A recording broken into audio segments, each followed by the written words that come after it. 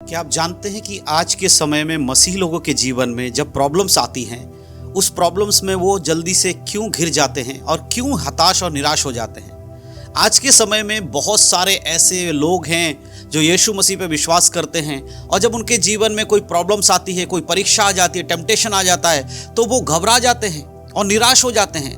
आखिर ऐसा क्यों होता है? क्या आप जानते हैं ऐसा क्यों होता है? क्योंकि वो परमेश्वर पे विश्वास नहीं कर पाते उस तरह से जैसा कि बाइबल हमें सिखाती है।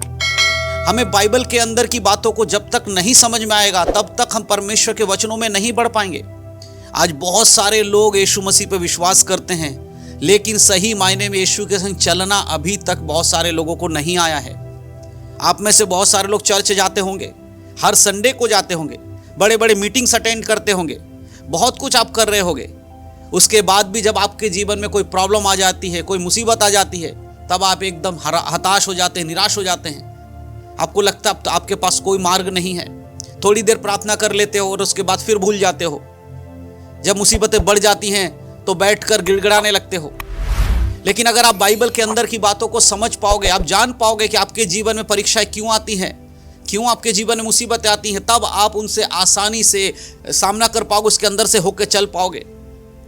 आज बहुत सारे विश्वासी लोग बाइबल को नहीं जानने की वजह से, बाइबल को नहीं पढ़ने की वजह से अपने परेशानियों में पड़े हुए हैं। क्योंकि बाइबल के अंदर लिखा गया है कि परमेश्वर आपको परीक्षा में जाने की अनुमति दे देता है। बाइबल हमें बताती है कि यहोवा परमेश्वर की जो शिक्षा है वो यही है कि वो अपने लोगों को तैयार करता है, मजबूत करता है। जब एक सोने की कोई कीमती गहना बनवाते हो, आपके हाथ में अंगूठी होगा, गले में हार होगा, कुछ भी आपने सोने का बनवाया होगा, वो ऐसे ही सोने को लेकर आपने नहीं लपेटा है। उसको सुनार ने पहले लिया, उसको तोला, जितना चाहिए उतना लेकर उसे आग में तपाया, बहुत गलाया, उसको पिघाल दिया। उसके बाद उसको पीटा, बार बार पिघलाया, बार बार पीटा, बार बार उसको गर्म किया, बार बार पीटा। और ऐसे करने के बाद वो एक सुंदर आभूषण के रूप में आज आपके हाथ में या आपके परिवार में किसी के पास है। कभी सोचा उस सोने के साथ कितना जोर जबरदस्ती से उसको पीट पीट के ठीक किया गया? क्या उस सोने को कह देने से बन गया वो हार बन जाए? नहीं, उसके लिए मेहनत की गई, सुनार ने मेहनत किया।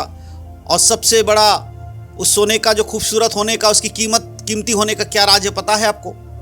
कि उस सोने ने अपने आप को सौंप दिया सुनार के हाथ में कि तू जैसा मुझे चाहता हो ऐसा मुझे बना, मुझे कीमती बना दे। तो सुनार ने उससे कहा कि तुझे फिर इसमें से दुखों में से होकर जाना पड़ेगा, दर्द सहना पड़ेगा। उस सोने ने कहा कोई बात नहीं, अगर अंत में मैं सबसे खूबसूरत बनने वाला हूं, सबसे कीमती बनने वाला हूं, तो इस समय में जो दर्द सह रहा हूं वो मैं भूल जाऊंगा। उसी प्रकार परमेश्वर के वचन में चलने वाले लोगों, जब आपके जीवन में प्रॉब्लम्स आती हैं, मुसीबतें आती हैं, तो प्रभु आपको तैयार करता है। परमेश्वर आपको परेशानियों में जाने देता है, आपके जीवन में ताड़नाओं को लेकर आता है ताकि आप और मजबूत हो जाओ। जब हम नीति वचन की किताब पढ़ते हैं, वहां 3 अध्याय में परमेश्वर कहता है, हे मेरे पुत्र, यहोवा की शिक्षा से मुंह ना मोड़ना, और जब वह तुझे डांटे तब बुरा ना मानना। हालेलुया, परमेश्वर का वचन कहता है, नीति वचन 3:11 में लिखा है। मेरे प्रियो, परमेश्वर कह रहा है कि मेरी शिक्षा से मुंह नहीं मोड़ना है, और जब मैं तुझे डांटूं तो बुरा नहीं मानना। जब आपके जीवन में प्रॉब्लम्स आ जाती है, आप बुरा मान जाते हो, परमेश्वर मेरे जीवन में ऐसा क्यों हो रहा है, प्रभु आपने मुझे ऐसे दुख में क्यों डाल दिया, प्रभु आप मेरी परीक्षा क्यों कर रहे हो। ऐसी मूर्खतापूर्ण बातें वही करता है जो वचन को नहीं समझता। अगर आप भी ऐसी बातें करते हो तो आज ही अपने आप को जांच कर परख कर बदल लीजिएगा। क्योंकि प्रभु कहता है कि देख, मैं तुझे उत्तम बनाना चाहता हूं, मैं तुझे अच्छा बनाना चाहता हूं। तेरे जीवन में जो प्रॉब्लम्स आ रही हैं वो इसलिए आ रही है ताकि तू और परिपक्व हो जाए, और मजबूत हो जाए, और तेरा भरोसा मेरे ऊपर और अधिक हो। अगर हम नीति वचन 3 अध्याय के 12 आयत को पढ़ते तो वहां और परमेश्वर कह रहा है, क्योंकि यहोवा जिससे प्रेम रखता है उसको डांटता है, जैसे कि बाप उस बेटे को जिससे वह अधिक चाहता है। जब आपके जीवन में प्रॉब्लम्स आ रही हैं, परीक्षाएं आ रही हैं, टेम्पटेशन आ रहा है, आपके जीवन में कुछ ना कुछ कमी घटी होती जा रही है, जब आप जैसे ही किसी मुसीबत से निकलते हो एक और मुसीबत आपके लिए तैयार है। जब आप प्रभु में अच्छे बढ़ रहे हो तब आपके जीवन में प्रॉब्लम्स आ रही हैं। इसका मतलब प्रभु आपको तैयार कर रहा है। परमेश्वर उसी से जिससे प्रेम रखता है उसी को डांटता है। अगर आपके जीवन की गलती जो आपने किया है उसकी वजह से आपके जीवन में परमेश्वर की डांट आई है, तो प्रभु आपको बिगाड़ना नहीं चाहते, सुधारना चाहते हैं। एक बाप एक अच्छा बाप और जो अपने बेटे से प्यार करता वो क्या करेगा? उस बेटे की गलतियों में उसको सुधारने के लिए उस गलती में जाने नहीं देगा, परंतु उस गलतियों के द्वारा उसको सबक सिखाएगा कि तुझे ये गलती नहीं करना। उसके जीवन में कुछ ना कुछ ऐसी चीज़ों को करने के लिए उसे छोड़ देगा कि अब तू अपने आप सबक सीखेगा। हम उड़ाऊ पुत्र के बारे में जब पढ़ते हैं तो हमें पता चलता है कि कैसे वो व्यक्ति अपने पिता की धन संपत्ति में से अपना हिस्सा लेकर चला जाता है। वो पिता जानता है कि ये बर्बाद हो जाएगा, लेकिन उस पिता का प्रेम खत्म नहीं होता है। वो बेटा अपने पिता से अलग जाकर अपने पिता के सारी धन संपत्ति जो लेकर आया था सबको एक एक करके वो उड़ा देता है। अंत में उसका हाल ऐसा हो जाता है कि वो सूअरों का जो खाना है उसको खाने के लिए मजबूर हो जाता है। तब उसे याद आता है कि उसके पिता के घर में उसके नौकर भी इससे बढ़िया भोजन करते हैं, और वो अपनी गलती मान लेता है। और जब लौटकर पिता के पास पहुंचता है, उसका पिता कोई सवाल नहीं करता उससे, सीधे उसे गले से लगाता है, उसके कपड़े बदलवाता है, उसे अच्छे से आप देख रेख करता है। और वो बेटा अपने पिता से एक बात जरूर कहता है कि पिता, मैंने स्वर्ग के विरोध में पाप किया है। ये जो मेरे जीवन में मुसीबतें आई थी ये मेरे गलतियों के कारण आई थी, इसमें आपका कोई दोष नहीं था। उसी प्रकार से एक मसीह व्यक्ति के जीवन में जब कई बार प्रॉब्लम्स आती हैं, वो प्रभु की ओर से नहीं है, परंतु आपने उस रास्ते को चुना है। आपने अपने जीवन में उस प्रॉब्लम्स को आने के लिए अवसर दिया है। हाँ, कई बार परमेश्वर आपको परीक्षाओं में जाने की अनुमति देते हैं, लेकिन अधिकतर समय लोग खुद की अभिलाषाओं में खिंचकर पाप में पड़ जाते हैं। खुद की वजह से वो परीक्षाओं में चले जाते हैं। और अगर आपके जीवन में परमेश्वर की ओर से जो अनुमति दी गई है परीक्षा के लिए, अगर वो भी आते तो भी याद रखिए कि प्रभु आपके साथ है, वो आपको तैयार कर रहा है। जैसे मैंने सोनार के बारे में बताया, वो जब सोने को पीट रहा होता है तो वो सोने से अलग नहीं होता है।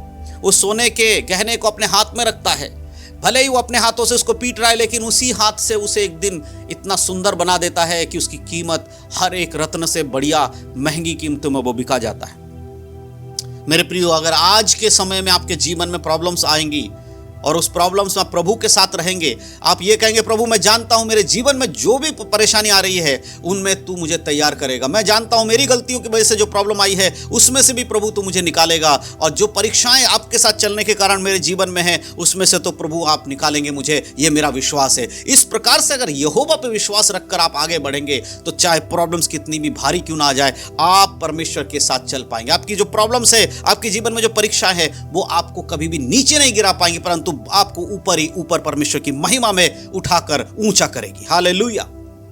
आज यही बातें एक मसीह को समझना बहुत जरूरी है। बाइबल पढ़ना बहुत जरूरी है। ये सारी बातें मैं अपने अंदर से नहीं बोल रहा हूं, ये मैं बाइबल से बोल रहा हूं। और आप लोगों को क्यों ये समझ में आ रहा है? अभी क्योंकि आप बाइबल के वचन सुन रहे हो। यही चीज जब आप पढ़ोगे, खुद वचन को पढ़ोगे, खुद बाइबल को पढ़ोगे, तो होगा क्या पता है आपको?